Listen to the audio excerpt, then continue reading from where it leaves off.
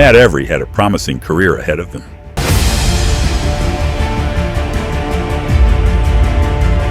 His impressive performance as an amateur raised high hopes for his future.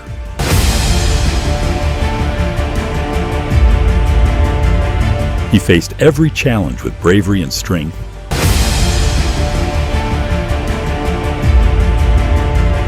Despite his impressive accomplishments, he was involved in a serious crime that almost cost him everything he had worked for.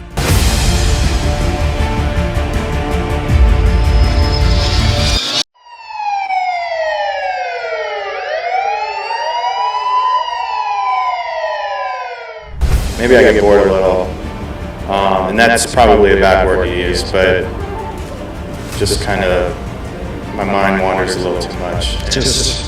It's tough, man. You just never know if it's going to happen. You get there so many times. After 7 years as a pro, Florida's Matt Every finally captured his first PGA title this year. Matt Every was a promising golf star with the potential for many victories. However, his career took a drastic turn when he was involved in a serious crime.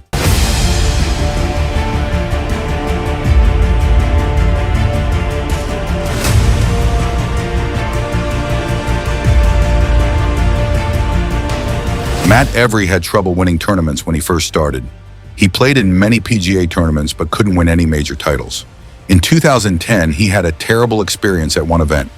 How did this one event change the player's entire career?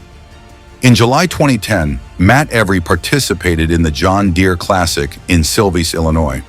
On the first day, he scored 1 under par 70. He was in good form and was hoping to win a PGA title. After a successful day on the field, he returned to his hotel in Bettendorf, Iowa. While spending time with friends in their hotel room, the staff noticed a strange smell. They informed the criminal investigation agents, who promptly arrived on the scene. The police knocked on the door and found marijuana being smoked in the room. They arrested Matt Every, Derek Mason, and William Hicks. One person provided the marijuana, while the other 3 admitted to smoking it. Matt Every was arrested and taken to the Scott County Jail for possession of a controlled substance. However, he was released shortly after paying bond. 2 other men who were also arrested were released after paying their bonds. Even though Every didn't spend much time in jail, the incident had a negative impact on his reputation. It raises the question of why a player like Matt would resort to drug possession. Every later regretted being involved in the event. He admitted that, although he was there, he didn't have any marijuana. He defended himself by saying he had never used marijuana while on the tour. He admitted that it doesn't help with your playing form. Every said you would have no chance to win if you used marijuana and that people make false claims about it. The arrest quickly made the news and people started to question sports doping tests. At the time, marijuana use was still a controversial topic. Critics began to question Every's maturity and commitment to his career. People argued for even stricter laws to deal with the issue of drug use. The PGA was left with the responsibility of handling this serious incident. The PGA was serious about this issue. At that time, PGA rules stated that players who had marijuana or other drugs would be breaking the rules. Players could be punished by losing prize money and points, facing fines of up to $500,000, and in serious cases, being disqualified. Additionally, players would need to undergo treatment and rehabilitation. Matt Every faced consequences for his actions. The PGA banned him for 90 days, forcing him to leave and ending his incredible run. This suspension had a big impact on his career. At the time, Every was still early in his career and hadn't won any PGA titles. This incident took away all the fame he had built. It made it very difficult for him to make a comeback. People thought he would learn from his mistakes, but he was caught in another incident. In 2019, the PGA suspended Every for 3 months because he broke the drug abuse policy again. Every defended himself by saying he had a legal prescription for the drug in Florida. Even though Every knew cannabis was banned on the tour, he didn't apologize. He said his doctor had prescribed it to him for the past 30 years, and it had been the safest treatment for him. Every had previous issues with drug abuse policies, but this time he accepted the decision and moved on. The media highlighted the issue for many days, and people debated whether he should be given another chance. This setback significantly impacted his career, and he would have to start over to regain his standing. Let's take a look at the struggles he faced and how he dealt with them. Matthew King Every was born on December 4, 1983 in Daytona Beach, Florida. His love for golf began in his childhood, and he admired the golfer's routines and playing style. In high school, he gained recognition for his golfing skills and joined the Mainland Buccaneers men's golf team. He was honored as the Volusia County Golfer of the Year for 4 consecutive years due to his exceptional performances. His excellent performances in school earned him a sports scholarship to the University of Florida. He played for the Florida Gators men's golf team under coach Buddy Alexander.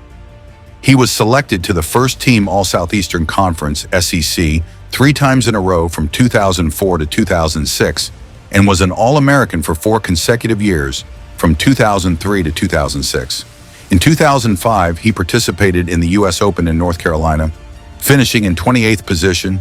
In 2006, he received the Ben Hogan Award for the best college golfer in the United States. These early achievements indicated his potential to become a golf superstar. After finishing university, Matt pursued a career in professional golf in 2006. Despite having a strong college record, his early years as a professional golfer were challenging, with no major titles. He took part in the Golf Channel's original series, The Big Break, held in Mesquite, Nevada. Initially, he mainly played in nationwide tour events during 2006 and 2007. Despite the ups and downs, Matt remained hopeful and determined. He put up his best performance in December 2007 at Q School, but missed out on playing the PGA just by 2 strokes. This setback ignited a fire inside him that he would capitalize on to have a stronger comeback. His performances earned him a place in the Nationwide Tour in 2008. In his second start, Every performed well and hoped to compete in the PGA Tour. He had strong performances that year, including finishing in second place in the Mexico Open. Throughout the season, he achieved 4 top 10 finishes, earned over $180,000, and just missed being in the top 25 players in earnings. Although his progress was slow, he expected to see better results in the following years of his career. In 2009, during his second year on the Nationwide Tour, Every had a breakthrough. He entered the tour with a ranking of 49 on the money list. Needing to secure a 3rd place or better to move up to the PGA Tour for 2010, Every made an impressive performance, making 15 of 25 cuts. His most remarkable achievement was securing 3 top 10 finishes in the final event of the season. Every's outstanding performance, including a 63 in the second round, led him to win the event with a 3-point lead over Nationwide Tour money leader Michael Sim. This victory was his first professional breakthrough, propelling him to the top positions in nationwide money leaders and qualifying him for the 2010 PGA Tour. In his first year on the PGA Tour, he faced many challenges. Despite a strong start, he struggled to maintain consistency and dropped to the 140th position in the rankings, leading to the loss of his PGA Tour playing privileges. In July 2010, he was arrested in a marijuana case, which he denied, but was still suspended for 90 days. This setback damaged the reputation he had worked hard to build. As a result, he had to start over on the Nationwide Tour in 2011. Despite facing setbacks, Every remained resilient and optimistic about making a strong comeback. Every delivered impressive performances in the 2011 Nationwide Tour, securing an 18th place finish.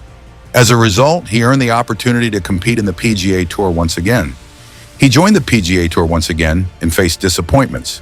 However, he kept working hard, and in 2014 he won the Arnold Palmer Invitational with an outstanding performance, finishing with scores of 69, 70, 66, and 70, totaling 275.